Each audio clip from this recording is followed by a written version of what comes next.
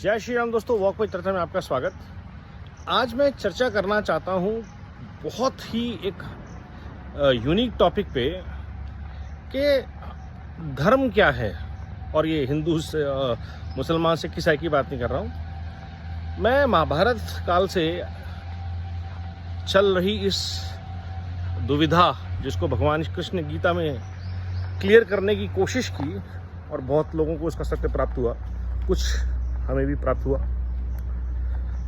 धर्म क्या है?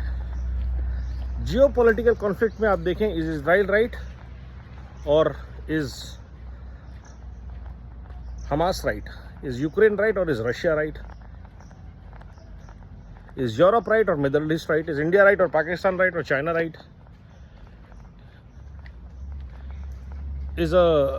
And there is a perpetual right, a fight for who is right. Here comes the theory of dharma in this conflict. Mahabharata, Karan was right, Arjun was right. Both fought for their dharmas, right? Your dharma is to stand for what you believe is right. If lot of people start believing in your dharma and join hands with you, that collective consciousness becomes the right thing to do. Dharma or dharm, that's the way it is, and that's how it should be. So when you see Israel fighting with the Palestinians or Hamas, lot of people tell कि Israel गलत कर रहा है, US को गलत करना चाहिए, गलत का साथ दे रहा है. If you look at overall things, Israel is doing its part. They are doing their dharma. Their dharma is to defend the land of Israel, the land of the Jews. And then you have to see who is violating the dharma. So these are the things that you have to see. Between a war of Ukraine and Russia, what Russia did is not right or not dharma, but their dharma is to defend their borders too. So that's a perpetual conflict that you are in, you know, understanding? तो ऐसे ही अगर आप राजनीति में देखेंगे तो किसका धर्म बड़ा? उन लोगों का जो देश में सेक्युलर सोशलिज्म लाना चाह रहे हैं, ये उन लोगों का जो भगवा रंग और राइट विंग के लोग हैं.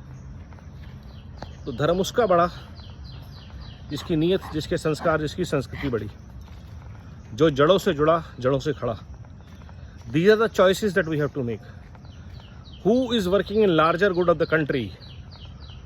Who has worked to benefit Bharat more?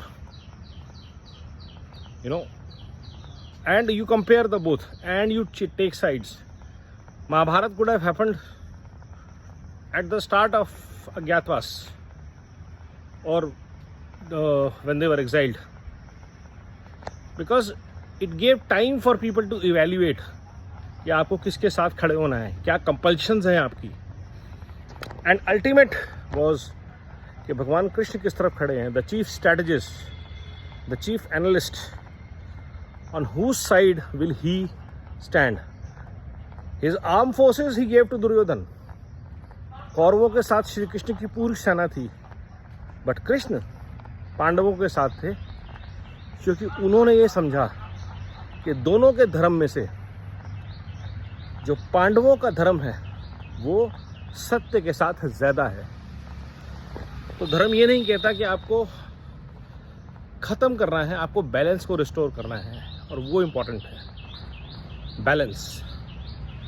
हम दुनिया से कभी भी सारी बुराइयां ख़त्म कर देंगे ऐसा शायद नहीं हो पाएगा, लेकिन बुराइयां हावी ना हो जाएं समाज पे, इसके लिए धर्म है. रशिया यूक्रेन का कॉन्फ्लिक्ट चलता रहे, लेकिन उसमें एक बैलेंस रहना चाहिए. यूक्रेन मिट जाए वो गलत है, इजराइल अपनी जगह ठीक है, फ़लस्तीन अपनी जगह ठीक है, कोई प्रॉब्लम नहीं, लेकिन एक दूसरे को गलत साबित करने के लिए युद्ध हो वो गलत है. तो dharma is about balance, and that's what Sanatan is, restoring balance, whether in nature, whether in humanity, whether in civilization, society, rulers, communities. And when there is Amrit Manthan also, उसमें भी पहले विष निकलेगा, बाद में अमृत निकलेगा, टू रिस्टोर बैलेंस। तो आज की चर्चा यहाँ पे समाप्त। नमो भारत, वंदे मातरम, जय हिंद।